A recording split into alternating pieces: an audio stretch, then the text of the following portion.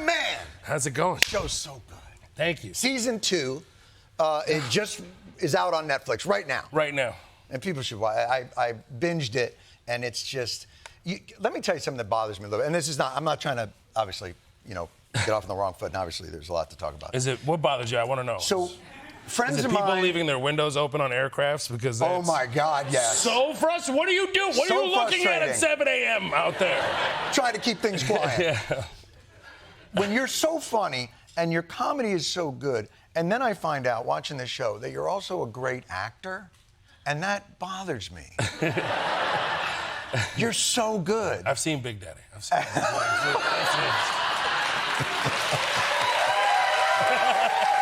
It's tremendous. Thank you. Tremendous. My kids don't even believe that was me. That's how bad erosion has taken its course. No, thank you so much.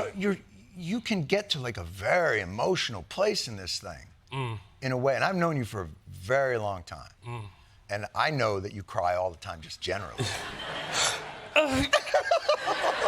Why are you doing this? How was that like to even get to that?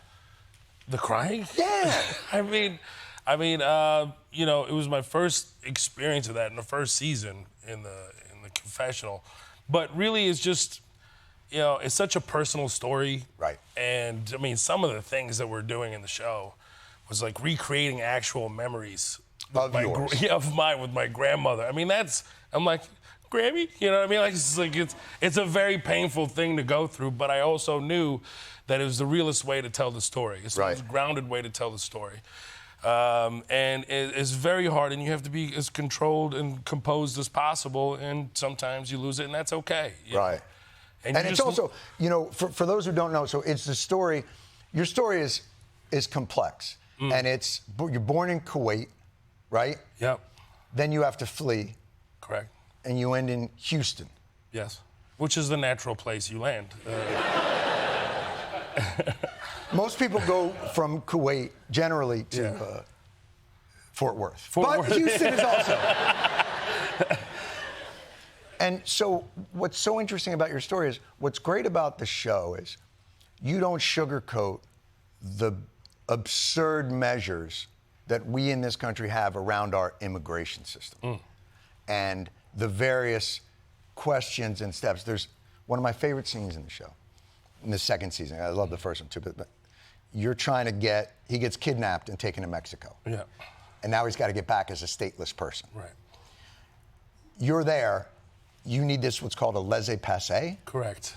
What is that? I don't know. I don't know. It's basically like a day pass to re-enter the country legally. Since I exited illegally. Right. But there's like this, blurred line, and my character obviously runs with it. I was kidnapped, the whole thing would play up in the show. But it's about re-entering back. And I want to, speak about this. Like I deliberately wanted him to be stuck in Mexico, and I wanted to show the journey of a refugee, right? Because the first season he's already there. Right? Right. And you're in Houston. You're in Houston. The show takes place in Houston with some minor flashbacks here and there to show like the beginning of their story. But I wanted people to see what it takes to actually get to America, because most people see, immigrants are coming, asylees are coming, and they immediately think they're going to become American citizens like overnight. It's a long process. And I also wanted to show how absurd the system is, and I wanted to see. For people to see, like, also my character's also very privileged in this scenario. He's crossing the border. He ends up in some spoilers here. Speaks English perfectly. Speaks English perfectly.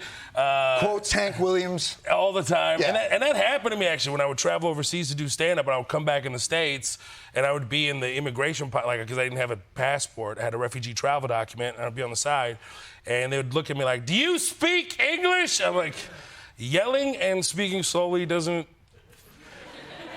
fix it. If I don't speak English, I don't speak English.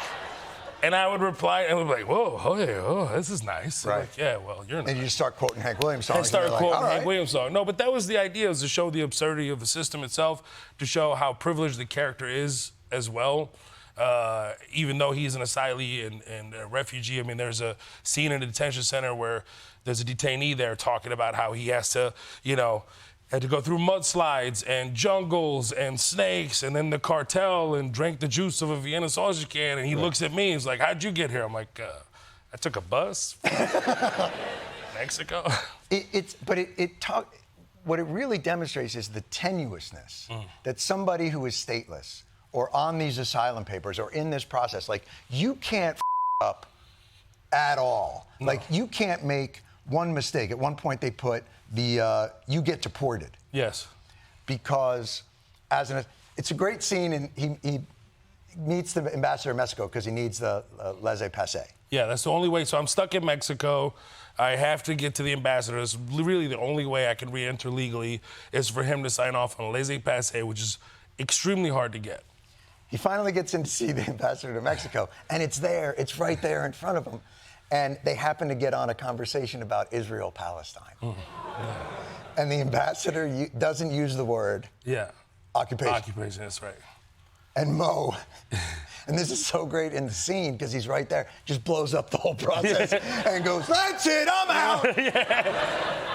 Well, yeah, it's like something you just can't let go of. I mean, he says a peaceful end to the conflict, and, there's so much complexity to it. I mean, so many layers, nuance to it, and history to it, and it's just frustrating. I couldn't let it go. I mean, it's really from my own life, really. If I'm sitting there, I will not be able to let it go.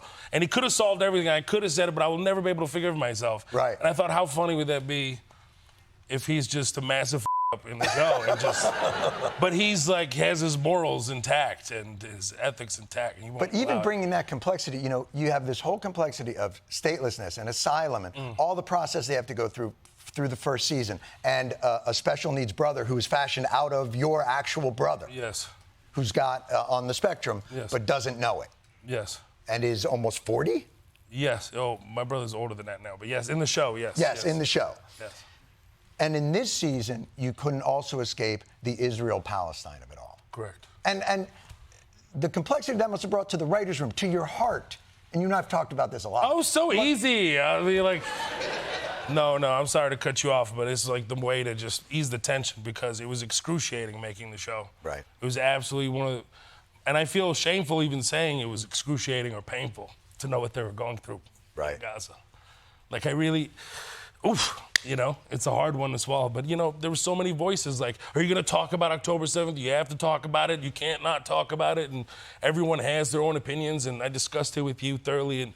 And you were just, like, the best human on earth. Like, thank you so much. No, really, because in a moment where I felt so lonely, you were one of the people that I could call and really talk to about this. And it was very difficult.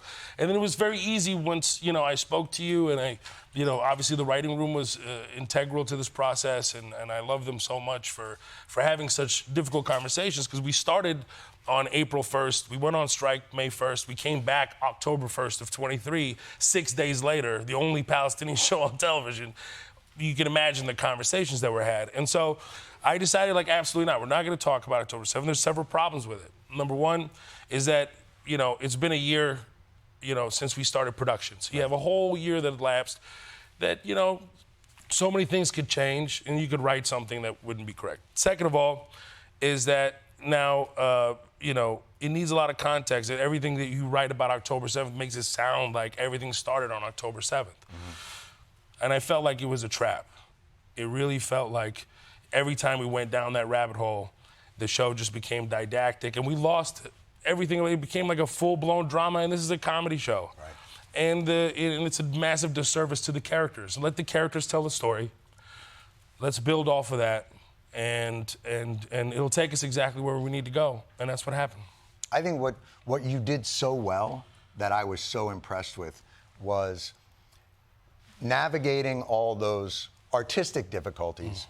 What you seemed to settle on was, and it's a show about statelessness and not belonging, and in that final episode, you show that connection to the land, that your family has to the land, that your father, in that, he has a videotape of his father, an actual real videotape of your actual father. Yes, that's who, correct. Unfortunately, you lost. Yeah, he passed away in 95, correct. And to see that, it made it all, I thought it was such a beautiful moment that contextualized this in such a way of humanity, of like, oh, right, it's just people who live on a plot of land with some olive trees who've been there since their grandparents and their great-grandparents. And boy, you did it just so beautifully, Mo. I can't give you enough flowers for, and I know there's always that, you just said, like, the pressure on, you're the only Palestinian show, so you have to do it right this way, or you've got to tell the Israeli story.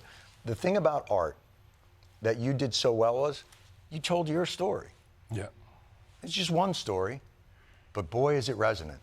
And boy, is it funny and complex and beautiful, like you. And I just so appreciate you. Thank you. I appreciate for all it. that. Thank you very much. Really Thank you. special. Thank you. Now, I will also say this. I've also seen you riding a moped, and that's very funny. Why you gotta do this to me? I mean, I ride motorcycles, okay? That's right, except when you're in Ohio. Okay, maybe in Ohio during the pandemic, I was riding mopeds. But other than that. And then people were making fun of me because I was bigger than the moped. Everyone was like, maybe you should get a motorcycle. I was like, fine. And I was divorced right then and there at that time, so I was like, maybe 8 motorcycles, you know what I mean? It just kept buying more motorcycles. It was like so absurd. That's what divorced guys do, but now. That's it. You're married, you got a kid. Married and have a kid. Yeah. He's backstage. He's backstage right now. He's backstage. Yeah. Now, do you feel like this is completed and now it's off to the races for stand-up and all the other things that you do? Yeah, I'm touring. I'm doing the El Oso Palestino tour, which is based off of a character in the show, which translates to the Palestinian Bear Comedy Tour. But yeah, no, I'm doing that. I'm going into a next special, but there's so much more story to tell. I mean, there's so much more to do. But right. Yeah, and you mentioned like the ankle monitor. I do get deported in the. Yeah. But it's also going to confuse people because how'd you get deported? But there's a thing. It's actually very, very common. This is explained in the show, actually. It's crazy. It's very, very common. You can get deported and released on your own recognizance, which means you're deported, but you can stay. Right. But you're deported. Yeah. He played it like an Abbott and Costello routine on the show. He's like, really so I'm is. Deported. Yes, but I can't leave. Yes. Correct. Yes. Were the reasons that you were giving in the show for that, are those real? Could you not be deported because they wouldn't send you to because you're stateless? Yeah, because you're stateless. No, but this is apparently a really common thing, whether you're stateless or not. I thought, you don't want Palestinians returning anyway, so stop. You're not going to deport them. We're going to deport you back to where? Oh, you're Palestinian. Stay in Houston. Relax a little bit. We'll give you a work permit. Do your thing.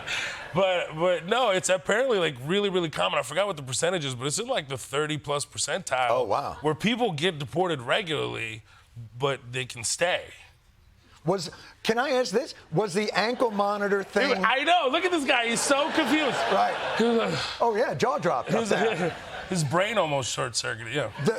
The ankle bracelet, does it have a communication device? Is that a real thing? It is. It is a real thing. We had someone consult on the show who was in a detention center and was random. It's all at random. You get an ankle device, just like, hey, you're number 7. Sorry, the first 6 didn't get it, but you got it. And then that's not real to my life, but when I heard about it, I'm like, we gotta put that in the show. It's gonna be hilarious because the guy could chime in at any moment in time and be like, please tell me your location. Like, that could really happen. I mean, how embarrassing and horrible is that? So it was one of my favorite moments of the show. You have very painful discussions with your old girlfriend and you guys, and they have a really painful discussion. They break up, and you just hear from the ankle monitor, brutal.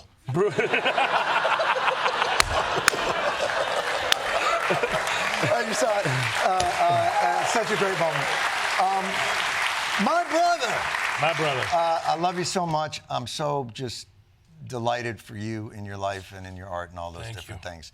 And I can't wait to see what the next thing is. Thank you so much, man. I love you so much, Jon. Thank you so much. Mo Season 2 is available on Netflix. Mo Amer.